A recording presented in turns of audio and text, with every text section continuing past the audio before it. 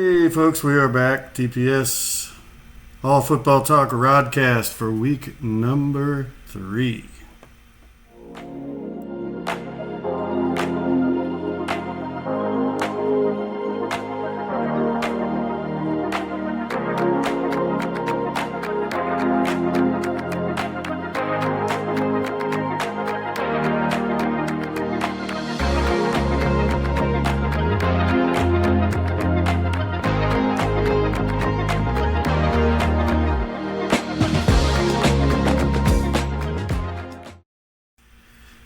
Well, some crazy things happened this week. We had a top 10 upset. Notre Dame goes down to Northern Illinois. Northern Illinois. Wow. 20-something, 23.5 point underdogs. Northern Illinois beats Notre Dame, who's just coming off a win in Texas, in College Station against Texas A&M. Wow. So Dan DeSetto here for the All Football Talk RodCast. Rodney's having a tough start for our bets. This, as far as against the spread, he's having a tough start. He's picking the upsets pretty good so far, but against the spread, he's been quite frankly garbage so far this year again, and we've kind of had a feeling that this might happen when we talked to you last year. We don't have an edge anymore with the method that I used to make picks in the opening weeks. So we're basically not going to recommend anybody tails any of these bets in the first few weeks of the season. I still make the bets myself because I like losing money. But if you don't like losing money, then I would recommend you do not tail these bets for a while yet here. So week 3 is another week where Rodney doesn't have a great advantage over the last couple of years. We've been studying the last couple of years, and it looks like Rodney's week 1, 2, and 3, when we don't have a lot of data, it's kind of a crapshoot. He's picking at 51, 52% across all spread ranges, which is really bad. You're gonna lose money when you do that. And against his play ranges that we're trying to pick, he's been really bad. So yeah, not a good start for Rodney. But we're gonna keep going personally until our account is gone, and or we start picking it up. And we're going to give you those plays. We do have, nearly 3.5 units up on as far as our Moneyline sprinkle picks go. But unfortunately, we're 4-2, and the 2 losses killed both of our parlays. We had 1 loss in week 1, 1 loss in week 2, and that killed the 2 parlays. So, yeah. It's a rough start for Rodney. What can I say?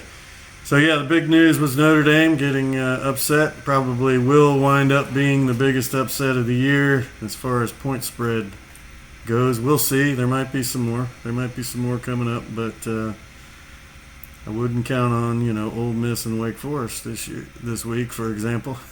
Stuff like that. We're seeing the separation of the SEC starting to look like a souped up Big Ten. Basically, really, really good teams at the top and really mediocre teams in the middle and below. So we're starting to see that separation. We had California, which still don't know how they're going to wind up in the ACC, how California is going to wind up in the ACC, but no more than probably a middle tier ACC team beating Auburn, a storied team with a bunch of national championships. We saw Arkansas blow a big lead.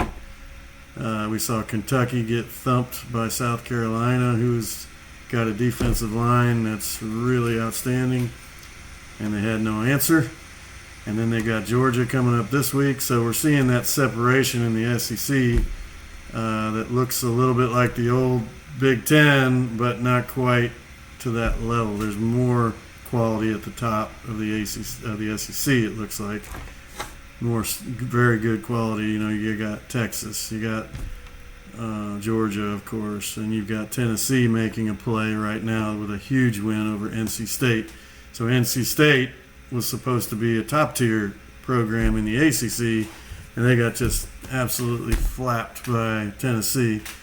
And the same, so the two top-tier SEC teams versus top-tier ACC teams, what are supposed to be top or middle-tier ACC teams, and it was a big win for the SEC in both cases. It was, Georgia dominated my Clemson Tigers, and Tennessee dominated NC State 51-10. So Rodney's trying to figure out who is actually improving, who is on their way down, who is not very good this year. You saw the top 25. We had, a little bit of some overreaction. We got Northern Illinois in the top 25. I don't think that's going to last. We got Boston College in the top 25. It's, they beat Florida State, so they must be good. I don't think so. We'll see. Nebraska, they beat Colorado, so they must be good. Who knows? I like their coaching staff. But, same with Iowa State. Iowa State, they beat Iowa, so they must be good. A lot of overreaction in the early weeks. We do know that probably the top 5, maybe the top 7 teams on this list are pretty darn good teams on this AP top 25 here. Pretty darn good teams. Missouri we're not sure about, but the rest of them, Alabama did have its struggles against USF. Where have we heard that before? And they wound up in the college football playoffs. So, I don't know. So it will be Alabama's first. Well, I don't know. As the season plays out, we will see. But it looks like it's probably going to be Alabama's first below-average GSA game since the DPS was started way back in 2011 when my first stats were saved off. It'll be the first below-average GSA game that Alabama has played, and it's only the second game for the Kalen DeBoer era. So, if you're an Alabama fan, you're hoping they got that one out of their system. They still were able to win the game by 26 points, but it was definitely ugly. How can we not give Texas their props? I don't think Michigan offensively is, a top-tier team anymore. Maybe, even defensively they were dominated. Texas, tremendous effort going into Michigan and handily beating the Michigan Wolverines. It really should have been probably worse than the actual score was. That was a dominating effort by Texas. Congratulations to them. Quinn Ewers looking great. Offensive line. We talked about, when they lost these couple running backs, it was very unfortunate, to lose these guys. You hate to see it, but if they could if the Texas Longhorns could afford to lose somebody at some position, it was running back number one, because they've had the deepest running back stable in the country, maybe, as far as depth goes, and maybe Georgia's up there with them, but also the offensive line, one of the best offensive lines. So a little tough to tell early, but we'll see. To me, I talked about Penn State got a lot of love for the road win against West Virginia. I watched a lot of that game. I didn't think Penn State looked any different than they had looked. Everybody was pretty head over heels about the offensive performance. I'm still not sold on Penn State. the surprise there was the defensive performance was not up to par against Bowling Green, who, say what you want, they got some players, but they're not a great team. They're a fringe. They're a fringe, maybe top 40 team, something like that. So top 10 program should be whipping those guys. Maybe the game of the week, as far as excitement goes, was Boise State against Oregon. All right, so Oregon drops 3 places in the polls this week, or maybe more. I don't know. They're number 9 this week. Maybe that was the game of the week. I didn't even realize it was on Peacock. I would have watched that game. I did go back and watch some highlights of that game, but it was apparently some little bit of a mess on their offensive line that maybe they figured out later in the game. But as far as Oregon not looking, their defense looking like, I know Ashton Genty, for the running back from Boise State, is tremendous, but they made him look even more than tremendous. They made him look like Barry Sanders out there.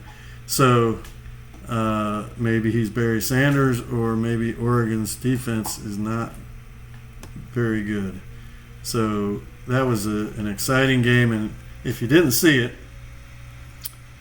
I don't know if it was the difference in the game. It was only a 3-point final score, because who knows, maybe Oregon would have scored on offense anyways, but they had a 100-yard kickoff return for a touchdown and a 90-yard punt return for a touchdown.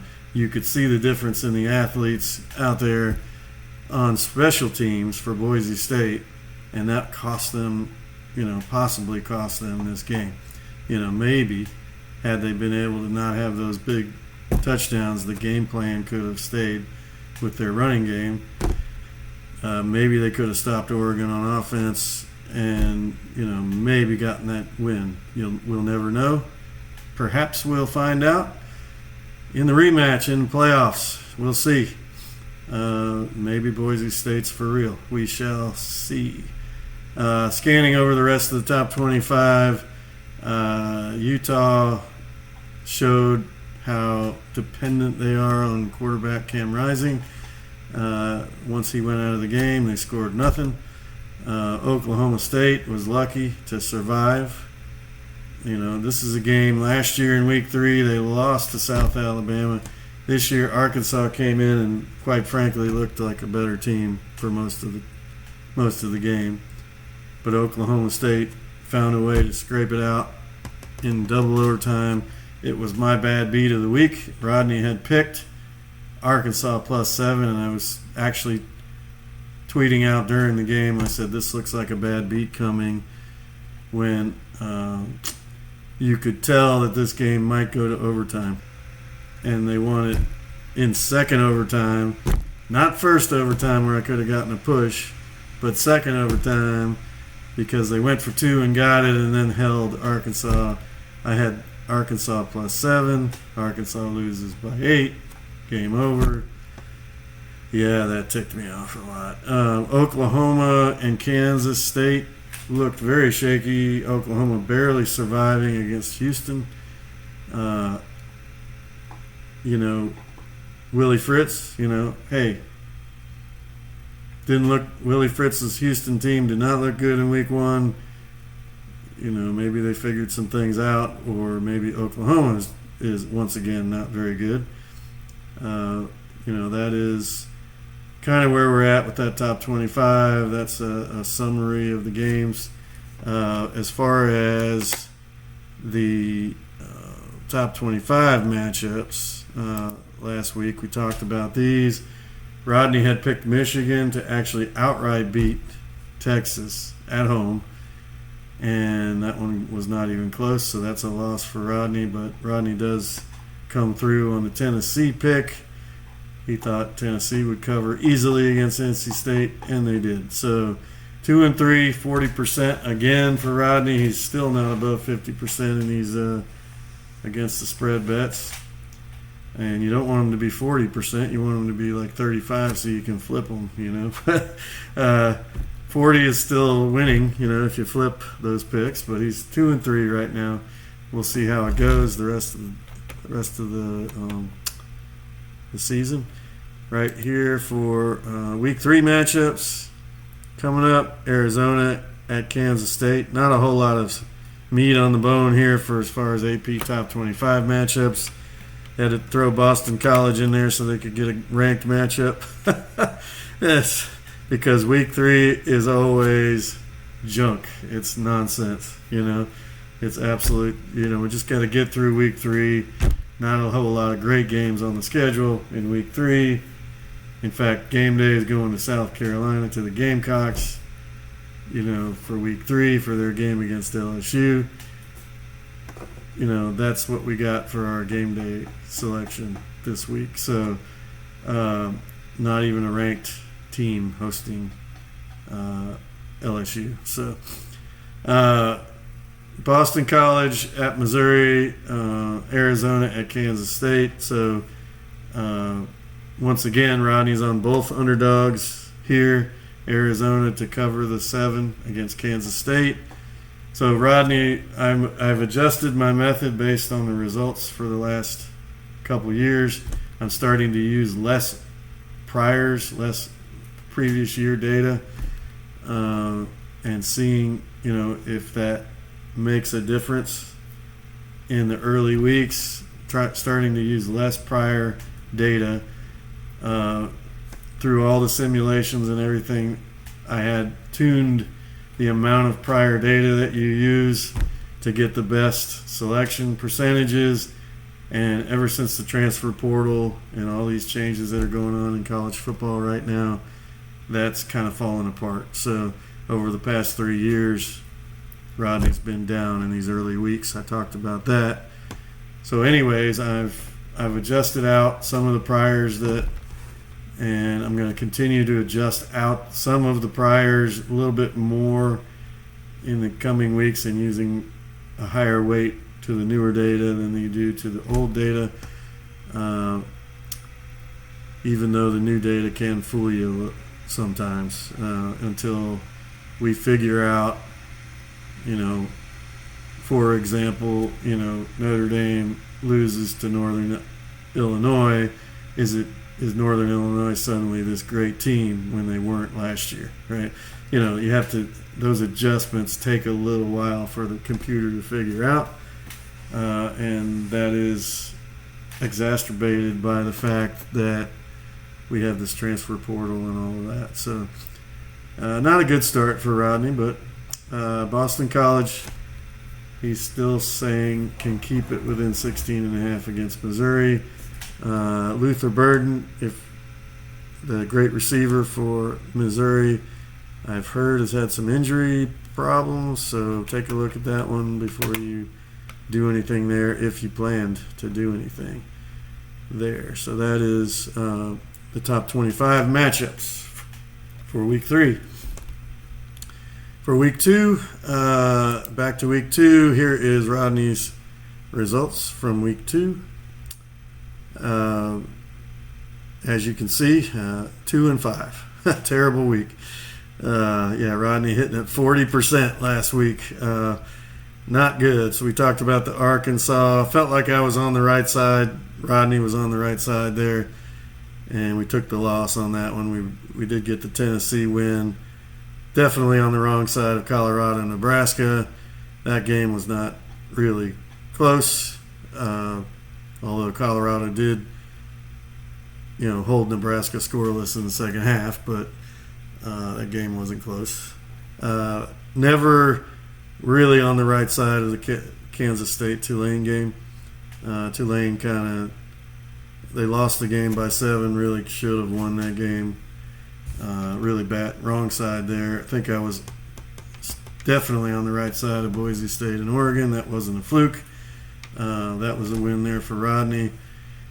Big time on the wrong side for Appalachian State and my Clemson Tigers. So I watched that game with great frustration. It's like we can't get a first down against Georgia. Yeah, so watch that game with a lot of frustration as a Clemson fan. It's like beautiful to see us actually having explosive plays. Cade Klubnik having his best game.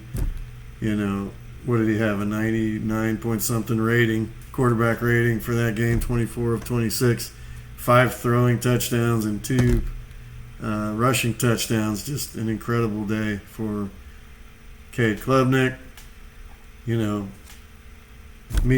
Me thinking, can you please spread that into more than 1 week? Appalachian State. The difference was clear for me. A lot of people will talk about we had the receivers were explosive and everything, and that is true. The 2 freshman receivers, Moore and Westco, were excellent, but the difference was Cade had about 6 months back there to throw compared to when he played against Georgia. And that is a huge difference for Cade Klubnik. He was able to sit back there and scan the field. He had a week to throw and had a clean pocket to throw out of. And a lot of quarterbacks are going to look real good in a clean pocket, particularly if they have a guy as speedy as Westco out there on the wide receiver front. So, it was a positive sign for us, but maybe it looks good for the rematch in the college football playoffs. We'll see. But I don't know if we're going to be able to do it. We'll see. I have some concerns about my Tigers, but I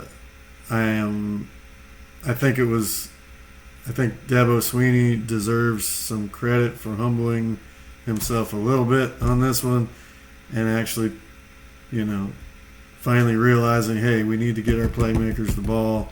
I don't know whose decision it was to start who he started against Georgia, probably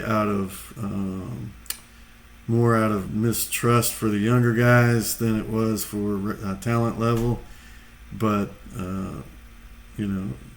that they would make mistakes or whatever. So I can understand it. But it was still difficult. And then always on the wrong side of that Troy game. Troy is definitely way down this year with the new coach.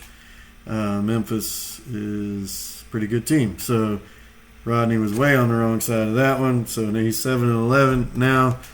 ATS plays are getting their butts kicked this year, down 3.18 units for the week. And if you include all the plays all together, which is my Moneyline plays, my parlay plays, and my against the spread plays, which is what I show here at the top of this in the top right, all plays year to date, we're down 1.68. Thankfully, as bad as the ATS plays have been, the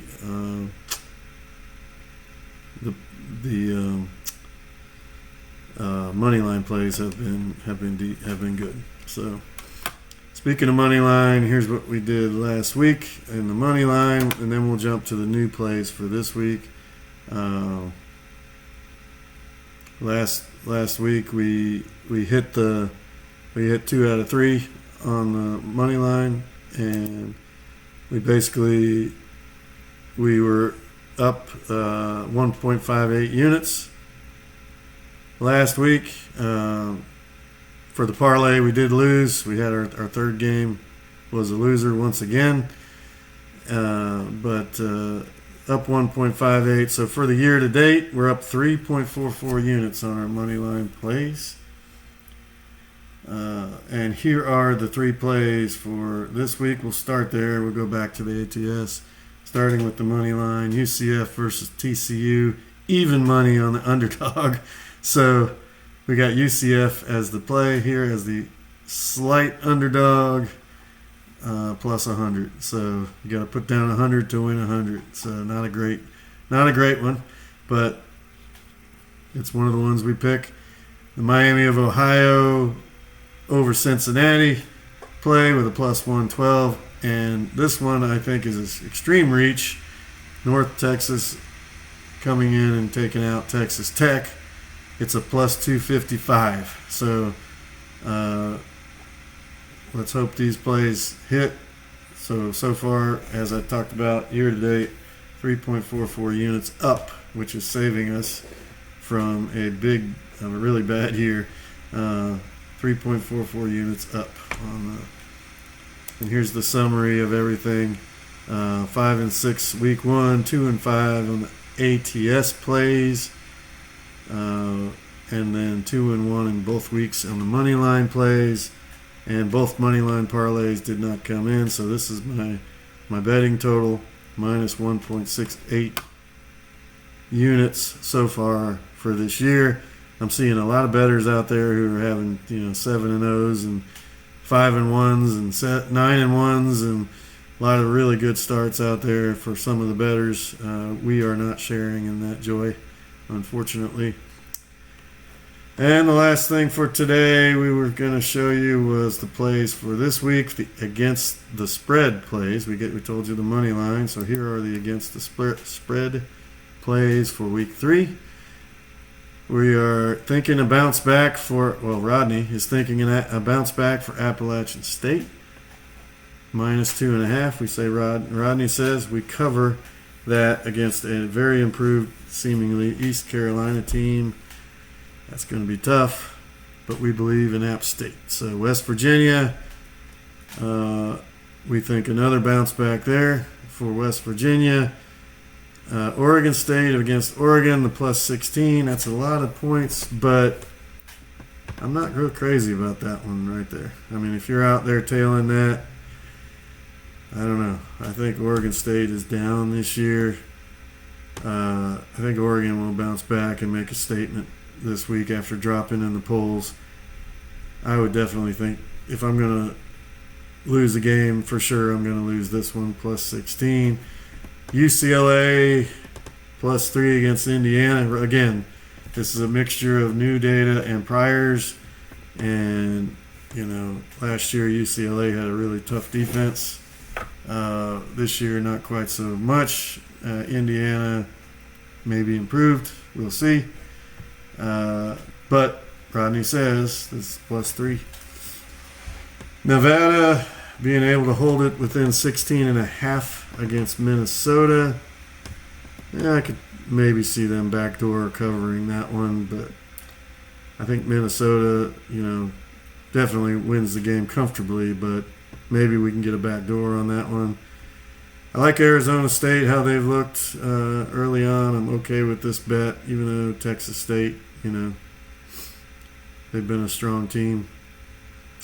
And then the last one is Jacksonville State, plus 2.5 against Eastern Michigan. So there you have it. That's the DPS plays for the week. As we get more new data, we will have more interesting things to talk about as far as data per se. Right now, you take the data a little bit with a grain of salt, because for every team that's well graded, it's possible that the team they're well graded against is not as good as they were last year, and their grade is artificially inflated.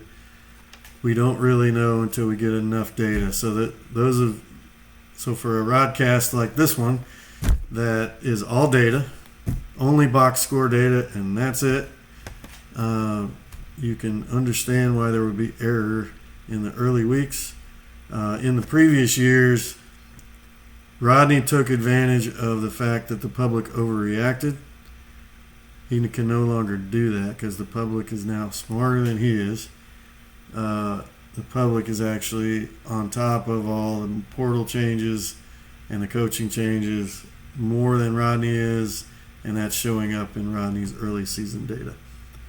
But I'm looking forward to week 4, week 5, week 6, when we start to get some new data that actually is meaningful, because teams have played more than one FBS game, and you can start to see who actually is improved and who is not. So that's the RodCast. Thank you very much. Thanks for subscribing, liking, commenting, even watching the show. We unfortunately are off to another slow start, so we're not getting a lot of love for this RodCast. But I thank those of you who actually do take the time to watch. Appreciate you, and we will see you next week for week 4. We start to get into some better conference football games. We'll see you next week.